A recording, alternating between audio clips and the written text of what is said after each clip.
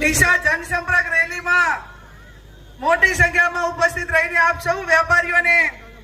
કોંગ્રેસ પાર્ટીએ વિનંતી કરી છે ત્યારે આવનાર સમય સૌના માટે વેપારીઓને અને સમગ્ર આમ પ્રજાને સૌ નાના મોટા વેપારીઓને રાહત મળે, કેન્દ્રમાં વેપારી લક્ષી પોલિસી બને, ચાહે જીએસટી હોય,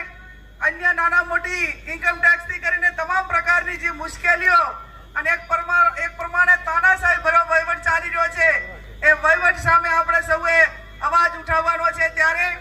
આ ચૂંટણી સંસદ સભ્ય બની જવા પૂરતી નથી.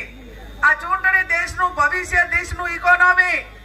દેશના ધંધા રોજગાર અને દેશની સલામતીની સુરક્ષા માટેની વાત જ્યારે કરતા હોઈએ ત્યારે આપ સૌને મારી બે હાથ જોડીને વિનંતી છે અને બનાસકાંઠાની જનતાનો તો મારે ભવ્ય રીતે અને દિલથી આભાર વ્યક્ત કરવો પડે, કેમ કે 2 મહિનાથી ચૂંટણી એ તમામ પ્રજા લડી રહી છે. તમામ પ્રકારની વ્યવસ્થાઓ કરવાની હોય ત્યારે પ્રજા કરી રહી છે. એ પ્રજા પરિવર્તન ચાહી રહી છે અને પ્રજા જ્યારે પરિવર્તન ચાહી રહી છે ત્યારે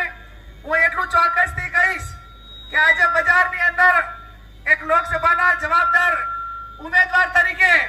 મારા પોતાના કેટલાક મુદ્દા રહ્યા છે કે આપના આશીર્વાદથી બનાસકાંઠાની જનતા મને આશીર્વાદ આપશે તો સૌથી કેન્દ્રમાં ગૌ વંશ અને ગૌ હત્યા ઉપર પ્રતિબંધ આવે એ મારો સૌથી પહેલો મુદ્દો છે. યુવાનોની રોજગારી માટેની વાત હોય, કોંગ્રેસ પાર્ટી અને મેનિફેસ્ટોમાં લીધું છે કે કોઈ પણ યુવાનને જ્યારે એને નોકરી આપવામાં આવે ત્યારે વર્ષમાં એવરેજ 1 લાખ રૂપિયાની સેલેરી એટલે મહિને 9,000 ની સેલેરી પ્રમાણે યુવાનોને રોજગારી આપવામાં આવશે. જીએસટી ની વાત હોય તો એમાં વેપારીઓ પોતે નક્કી કરે અને વેપારીઓના સૂચન પ્રમાણેના એમાં જે કઈ નાના મોટા સુધારા કરવા પડે, મધ્યમ વર્ગ, કસ્ટમર, વેપારી અને એનું ઉત્પાદન કરવા વાળા તમામનું બેલેન્સ કરીને ઇકોનોમી આગળ વધે. એને નાનો વેપારી છે, નાના ધંધા રોજગાર છે, એને ધંધા રોજગારમાં ક્યાંક રીતે રાહત મળે અને એની રોજગારી ચાલે એ માટેની વાત પણ અમે કોંગ્રેસ પાર્ટીએ એના ચૂંટણી ઢંઢેરામાં કરી છે. ત્યારે આજે ડીસાની બજારમાં મારે બીજી પણ વિનંતી કરવી છે કે ઘણી બધી શૈક્ષણિક સંસ્થાઓમાં જે અસામાજિક તત્વો શૈક્ષણિક સંસ્થાઓને બાનમાં લઈને મારી બેન દીકરી સામે આગળ ઉઠાવવા માટેના કે ક્યાંક એને હેરાન કરવાના પ્રયત્નો કરે છે. એના માટે જ્ઞાનીબેન ઠાકોર આજે બજારની બજારમાં એમને ચેલેન્જ કરે છે કે મહેરબાની કરજો, કુદરતને અહીંયા દેર છે અંધેર નથી, તમને પણ પહોંચી વળવા માટે કોઈક ને કોઈ સક્ષમ છે. એ વાતને ધ્યાનમાં રાખીને તમામને હું ખાતરી અપાવું છું કે ક્યાંક બેન દીકરીની સુરક્ષાની વાત આવે ને તો જ્ઞાનીબેને ભૂતકાળમાં ક્યારે પીછેહટ કરી નથી અને આવનાર સમયમાં પણ નહીં કરે એની પણ આપ સૌને હું ખાતરી આપું છું. ત્યારે આપ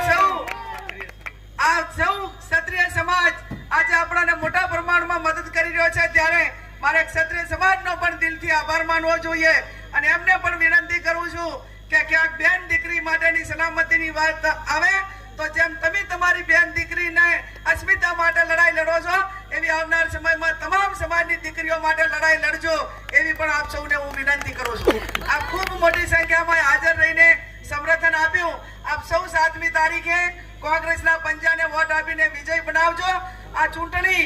ભાજપ કોંગ્રેસ કરતા એક બનાસકાંઠાને બાણમાં લીધેલો કોઈ એક વ્યક્તિ હોય, કોઈ એક સમાજ હોય તો એને ક્યાંક ને ક્યાંક એ વ્યક્તિઓને હવે બનાસકાંઠામાંથી બહાર કાઢવા માટેનો સમય આવી ગયો છે. 1948માં આ દેશમાંથી અંગ્રેજોને કાઢ્યા હતા. આજે બનાસકાંઠાને બાનમાં લીધેલા કોઈ બહારના ચોરો છે એ ચોરોને કાઢવા માટે પણ આપ સૌને મારી બે હાથ જોડીને વિનંતી કરું. ત્યારે આપ 7મી તારીખે કોંગ્રેસના પંજાને વોટ આપી વિજય બનાવો એ શબ્દ સાથે આપ સૌનો ખૂબ ખૂબ હૃદયપૂર્વક આભાર માનું.